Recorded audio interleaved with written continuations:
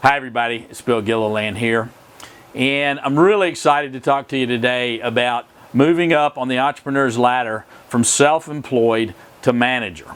Now, if you'll remember, on the entrepreneur's ladder you go from employee to self-employed, then you move from self-employed to manager, then you move from manager to actual business owner, then you move from business owner to investor, and finally you get to be an entrepreneur where you have multiple businesses and you're buying and building and selling multiple businesses.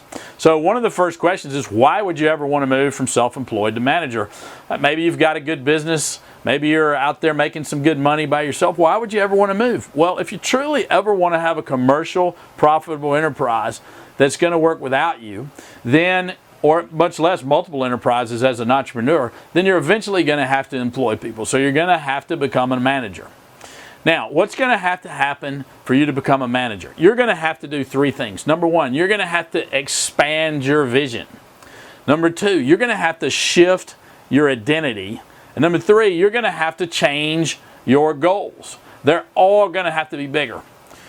So one of the questions I have that I learned from one of my mentors, Brad Sugars, the founder of ActionCOACH, was, what does the business look like when it's finished? Interesting question, huh?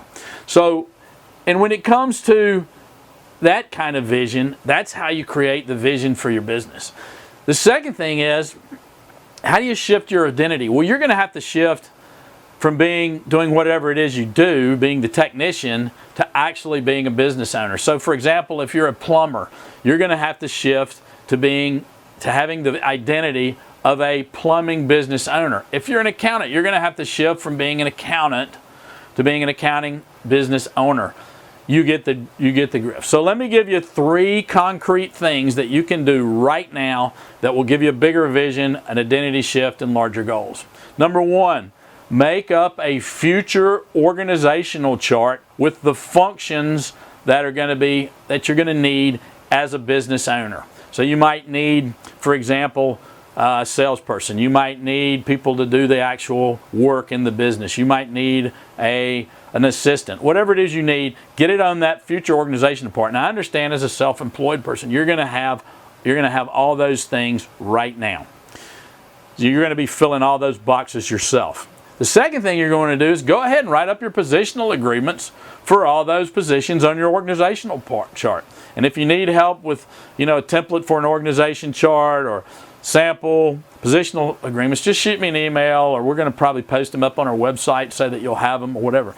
The third thing you're going to have to do is you're going to need actual measurements for those positions. So you're going to need what we call key performance indicators. So you're going to need an org chart, you're going to need positional agreements, and you're going to need KPIs. And then you just go about starting to fill those positions as it becomes available. Now, my rule of thumb is, if you can afford half of a team member, then they'll pay the rest. So go ahead, get your org charts in place, get your positional agreements in place, get your KPIs. Call me, reach out to me, send me an email, make an appointment with me, whatever it takes to get you started. If you're looking to move from self-employed up to manager. Hey, I'll look forward to talking with you soon. Next week we'll cover what it actually takes to be a manager. I can't wait to see you then. Until then, all the best.